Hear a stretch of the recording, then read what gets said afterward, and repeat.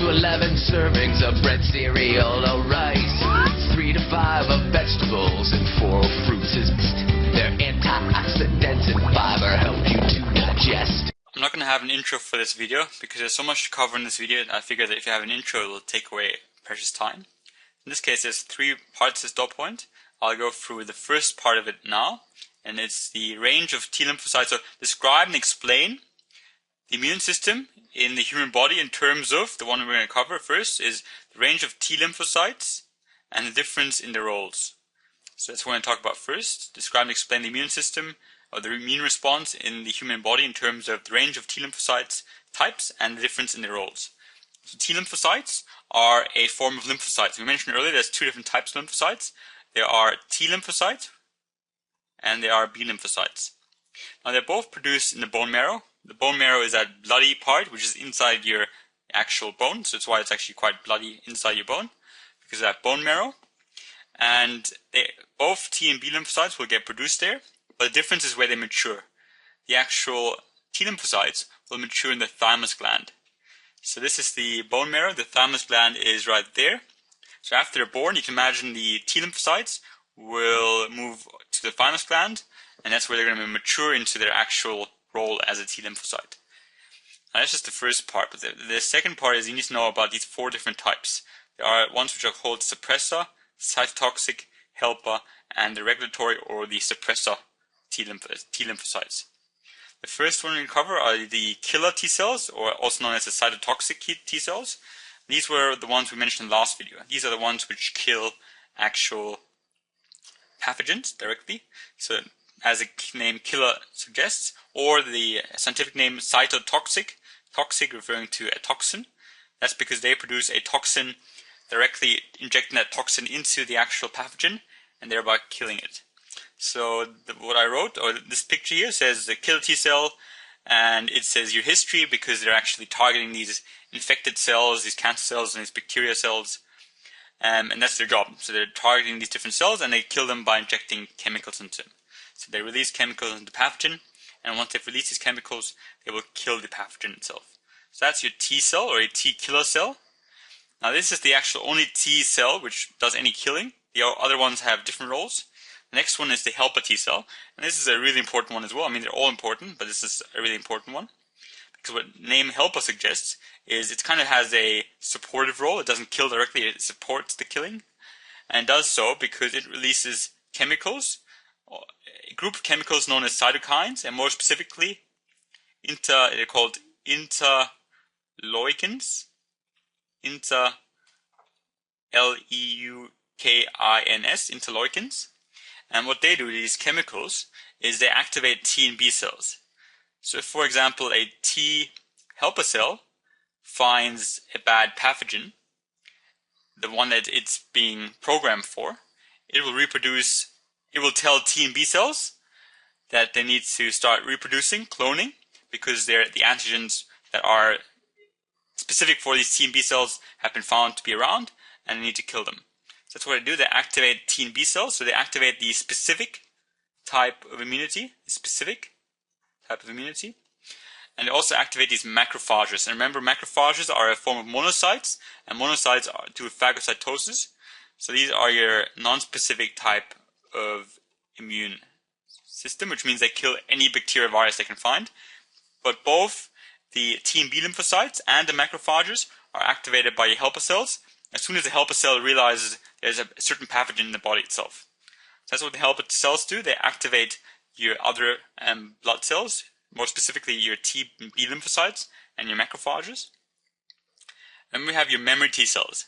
Now these memory T cells are produced during an infection, so they're produced whilst the fight is going on, whilst your actual lymphocytes are fighting the pathogens, but they stay after the infection. That's important. So all the other ones will start disappearing as soon as the infection is gone, whereas the memory T cells will stay. And the reason why they have to stay is because if, for example, we have recovered, let's say we had the flu, and we've recovered from the flu, and the reason why you don't get sick again the next day or 5 days later is because of these memory T cells and B cells, memory cells, which are in our body. Because as soon as that same antigen was detected, as soon as the memory T cell, which is now in our blood after the infection, as soon as it detects the antigen, it will immediately make the immune response happen, and it will actually happen on a bigger scale than it did beforehand, which means as soon as the antigen goes into your body, the pathogen that has the antigen, as soon as they enter your body, they're basically defeated by a new immune response, which is quite powerful. So that's why we need to have these memory T cells and B cells, because they stay after infection and they make sure we don't get sick again straight after. Now, to finish off, we've got the T suppressor cells, and what they do is, what it says here, it's time to get a rest, good job. And they're saying it to all the other ones. They're saying it to the helper cells, to the B cells, and the macrophages.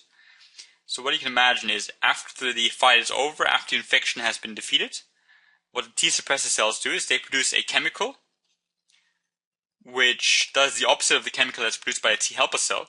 This chemical will actually tell all the cells to just calm down and, disappear again because the fight is over.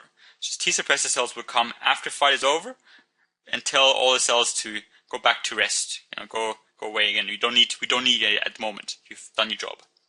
So these are the 4 cells you should know. The T killer cells, the cytotoxic cells. Those are the ones which kill. For the helper T cells, those are the ones which will activate your T and B lymphocytes and also activate your macrophages as soon as they see an antigen. We've got your memory T cells, which stay after the infection. They will be floating around in your blood, looking for that same antigen again. And once they see the same antigen, they'll actually activate the immune response. Even bigger than the last one, just to make sure we don't get sick straight after.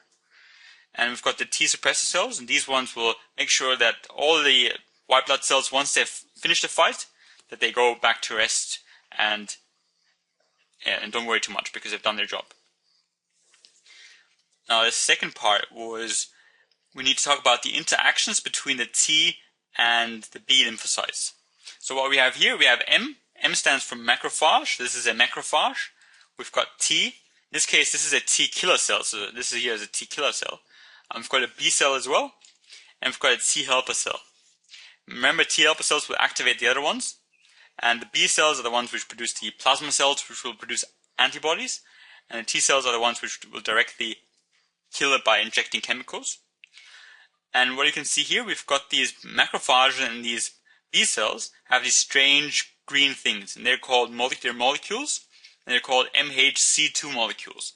And only the macrophages and the B lymphocytes have these molecules, and we're going to cover in a second why they're important as well. But let's say this macrophage, which is, remember, it's non-specific, it just kills whatever it can find, but it often doesn't really realize what it's killing. It'll just kill the bacteria without being specific in terms of what it's chasing. It's not going to chase, for example, the flu virus specifically. It will just kill any virus it can find. Let's say it kills this virus here. This is a virus here. It kills a virus. And what it's actually going to do, once it kills it, it's going to grab the antigen, which was on top of its molecule, and put it on this MHC2 molecule. And I'm going to go over it in a second why that's the case. But what you can imagine, let's say this MHC2 molecule is a bit like a spike we use in war. And let's say we have this person here who got defeated by the person carrying the spike. And what you might have seen in some old war movies is they take trophies of their victims. Let's say this poor blue guy, he's been killed. What will happen is they might chop off their head, and this is a bit gruesome, but I think it's a good way to look at it. Chop off their head and put it on the spike, and then they can use that spike, they can wave it around and show other people what they've done, who they've killed. I'd say, show, look, I've killed this person here, and I've got proof because I've got his head. That's a bit like what the macrophages are doing. Right? So they're taking the head of the victim, in this case not the head but the antigen, and what they're going to do is they're going to move away, and they're actually going to move to a T helper cell and show that head, or in this case the antigen, show that to a T helper cell which has the same thing which fits into the antigen. So in this case, this T helper cell and this antigen fit perfectly. And now this, what does the T helper cell do? Well, a T helper cell will, as soon as it gets one which matches, in this case it matches, as soon as it gets one that matches, it will produce these chemicals which we call interleukins.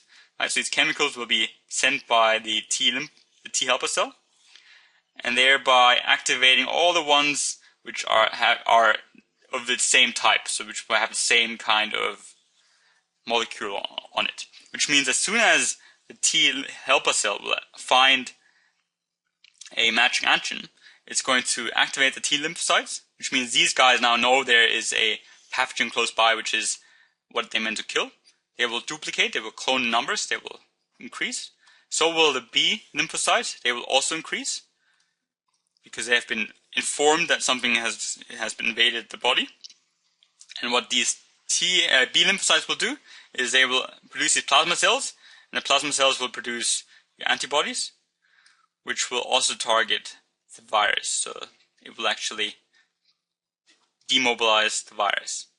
That's basically your actual immune response right there. This is kind of the interactions between your B lymphocytes and T lymphocytes, because not only the macrophages can do this. So macrophages, when they actually kill a virus, they will grab the head and display it to a T lymphocyte, but so does the B lymphocyte. So if the B lymphocyte were to kill the actual virus, it will also grab that same antigen off its virus that it's killed and display it on these molecules, these MHC2 molecules.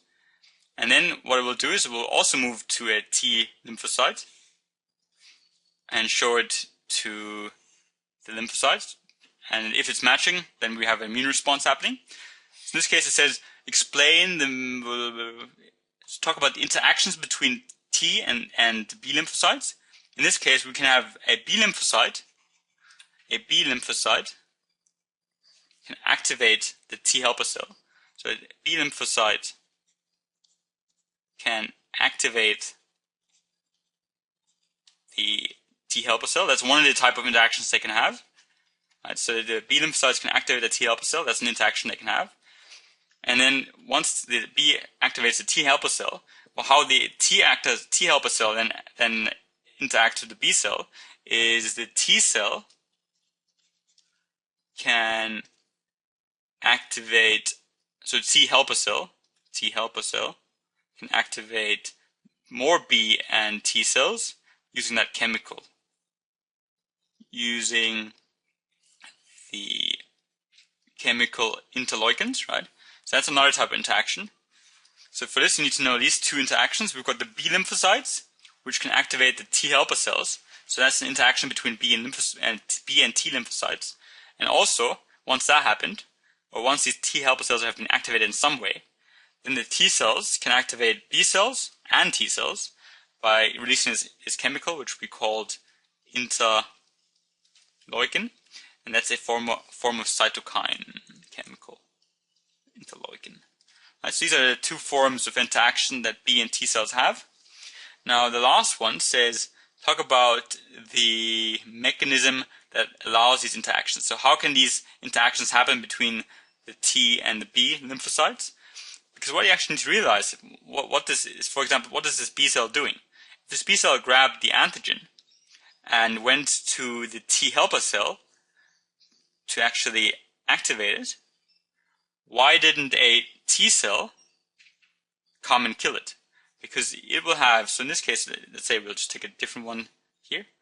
Let's say it grabbed the actual antigen off of this virus. So it was this roundish antigen. So this now is grabbed the head off the actual virus. It's got the antigen on it. So why wouldn't this T cell, which is floating around, hook on, find the same antigen, and kill the B cell? Like, why is this not happening? And the reason why are these MHC2 molecules. This allows the interaction to happen. These green molecules identify the actual cell as coming from self. So these are molecules which identify it as coming from the body, as being self. So in this case, if the T lymphocyte finds the B cell, it will hook on, but it will know that this antigen does not mean that the actual B cell is foreign, because the B cell itself has these molecules, these MHC2 molecules, which identify it's coming from its own body. So now I realize that the antigen, the actual virus, the pathogen that has the antigen is in the body, but it itself, the one which has it on its spike, on its molecule, is not the pathogen. So we won't be attacking the B lymphocyte once it's identified this antigen on the B lymphocyte. It will just be attacking something which has similar ones, which might be somewhere else in the body. And so it says, talk about the mechanisms that allow the interaction between B and T lymphocytes. And this is the MHC2 molecule. If this molecule weren't there on the B lymphocytes and on the macrophages, which both have this molecule, then they wouldn't be able to carry the antigen, because the actual T lymphocytes, like T killer cells, would be able to find them and think that they are foreign and kill them. But the good thing about these molecules is they identify them as being self, as being part of the body, so thereby they would not be doing it. They would not be attacking their own cells. Right, so I'll quickly summarize it by looking at a new, going for the whole thing again in picture form. So what happens first, in this case, this is a macrophage. It could also be a B lymphocyte. So what happens first, it will find the actual pathogen. In this case, it's maybe, let's say this is the flu virus. Let's say this is the flu virus. The macrophage will kill it. Remember, it'll do phagocytosis. It will just kill whatever it finds. It will kill it, and it will grab the actual antigen off it and put it on its spike. Remember that this is the head. It puts it on spike, and the spike is that MHC2 molecule. Now, after grabbing it, it knows it had killed something. It doesn't know what it is. It's non-specific. A macrophage kills whatever it finds. But what it knows to do, it knows it should move to the lymph node. So it will go to the lymph node. And at the lymph node, it will be able to find all the T helper cells. So this here is a T helper cell. And a T helper cell will always be at the lymph node. The T helper cells don't really move much. They stay at the lymph node. You can imagine that the lymph node kind of be like our police station. So it's a bit like a police station where we have quite a few white blood cells, and we also have our T helper cells. Now this macrophage will activate. It is the matching T helper cell, and by doing so, the T helper cell will know there's a virus which has a matching antigen in it in our body somewhere, because the macrophage has shown the head of that actual pathogen. And by doing so, the T helper cell will produce chemicals called interleukins, and these chemicals will activate your B cells, your T cells, and your macrophages. So these chemicals have gone to the T killer cells, your B cells, and your macrophages, and they will not only tell them to come and fight the infection, but also tell them to duplicate as well. So they will double and triple the number to make sure they have more fighting the infection. And now we have the macrophages, the B cells, and the T cells in our body. And what will happen now is they will all find their matching viruses. The B and the C and T cells are specific, so they will only target these specific type of viruses, whereas the M cells are non-specific, which means they'll kill whatever they can find. But the good thing is now we have these B cells and T cells which all find the infection. The B cells are the ones which will produce your plasma cells, which then produce the antibodies which will kill the viruses, and the T cells are the ones which will directly digest the viruses. But once the actual war is over, the good thing is now we've also produced these memory cells, and the memory cells will stay in our blood to make sure that once they come back, anything that comes back will be quickly eliminated.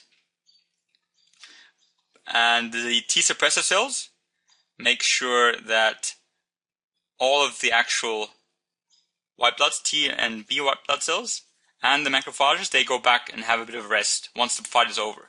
So once all the viruses are gone, you're going to have your viruses disappearing. You're going to have your T killer cells, your B lymphocytes, and your macrophages disappearing.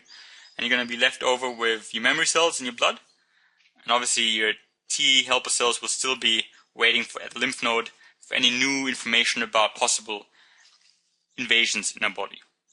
And so that was more or less the actual dot point. It's a very complex dot point, very much information in this one dot point. But what you should know is you should know different types of T lymphocytes. So we talked about different types being your killer T cells, which directly kill the actual pathogen. Got your helper T cells, which activate them. Activate both T, B cells and macrophages. Got your memory cells, which stay after infection to make sure that future infections are dealt with faster. And we've got your T suppressor cells, which will make sure that all these different types of white blood cells will disappear again once the job has been done. Then we have the different types of interactions. First of all, the B lymphocytes can activate the T helper cells by showing the correct antigen to the specific type of T helper cell. Also, we can have the T cell the T helper cell activate the B and T cells using the chemical interleukins. So these were the different types of interactions between B and T cells. And then we have, the reason why this is possible is because both the macrophages and the B cells have these MHC2 molecules, which they put their spikes on, which they put their antigens on. And this makes sure that the actual B lymphocyte or macrophage won't be attacked by our T lymphocytes. So the T lymphocytes will not be attacking them because of that reason, because they have these molecules which identify them as belonging to self, as belonging to our body itself. But yeah, it's a pretty long dot point, but I hope that was useful. Thank you for watching.